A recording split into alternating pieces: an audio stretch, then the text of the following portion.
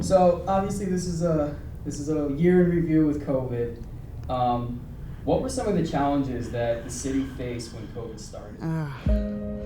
A year in review. I don't think any of us, a year later, we had no idea what we were getting into. But then again, nobody did. Right now, as of now, there has not been a U.S. infection as of yet. If the virus turns out to be readily transmissible from human to human, then we'll have a much larger problem on our hands. Now to growing concerns about the deadly coronavirus officially hitting the U.S. This is going to get worse before it gets better, for sure. I am officially declaring a national emergency.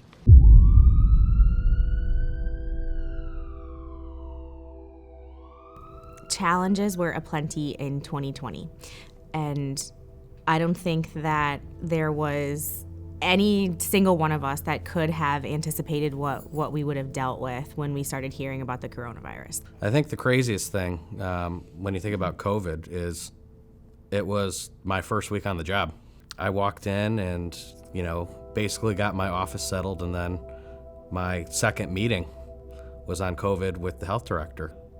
Hi, I'm Sergio Lupo. I'm the Director of Health for the City of New Britain. In public health, we're trained in handling pandemics. That's what we do. A lot of the state and local agencies developed an emergency preparedness plan to prepare us for a pandemic like this, but not to this level. We knew that our officers were going to be going into homes for emergencies. They're going to be going to residents for emergencies inside businesses. And we had to quickly come up with protocols and procedures to keep our officers safe, because our services can't stop. They can't be hindered. They have to continuously be provided to the residents of the city. Oh, definitely the public safety had it the worst between the police, fire, and even the EMS. Not knowing on calls that they were going if somebody was infected, especially in the very beginning. I'd give it to the police department, the fire department, and the EMS. They handled it with the utmost professionalism. I couldn't stay home. The mayor can't stay home. I have to come to work. I have to lead. I have to be here to set the example and show everyone that we're doing everything that we can to get us out of this safely. It's like you don't even have time to have feelings. You just put your head down and go. And I think that was, when I look back on it, if I actually sat down and processed everything that was, I'd spend all of my time probably just bawling my eyes out. But at that moment in time, you couldn't. So when something goes wrong, or you have a patient that's ill or a patient that dies, there's a lot of weight on your shoulders, that you see that your population that you're supposed to protect is difficult, And I think that was probably the hardest part for me to handle, I don't think people realize that everything that we did, it was for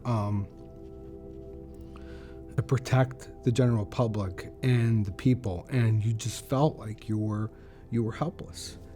When you realize that you are completely unprepared to deal with something of this magnitude, you figure out very quickly who has the ability to lead, and who can help, and who's able to rise to the occasion to do so. My role. I coordinated room 108, which was the activation of the first floor offices that was not being used. It's a direct entry from the ground. So as soon as residents walk in, they were directed to 108. We were able to coordinate a schedule to, again, create an inventory of who are the residents walking into City Hall and what are their needs. Unlike the state of Connecticut, we never shut down. Our doors never closed. We realized that there are just too many people in the community here in New Britain that are dependent on essential city services. So instead of shutting down, panicking, closing our doors, we got creative. Yeah, we did a lot, as much as we possibly could. Right from the get-go, we wanted to make sure we were engaged in the community. So we started doing readings, child readings at night. So we're reading books to children at night, and that was a daily occurrence. And we'd have 2 officers a night. They would read a book, and we would put it on social media as live. It was a big success. We had a lot of viewers. Then we started going into doing recess. So every day when school was going to remote, around 12 o'clock, we'd do like a recess, and we'd go live and actually talk about a different part of the police department and engage the children that way. We started doing our Pledge of Allegiance out in front of the PD. We still do it every single day. And that, again, was to bring some normalcy to the day-to-day activities, not just for children, but for everybody. One thing, we learned so much since 9/11 on what you need to do in a pandemic or in a bioterrorist attack. And a lot of times you study it, you go through the policy, you go through the protocol, and then when an event happens, you take that policy and you just throw it out the window. And you just have to go with your gut.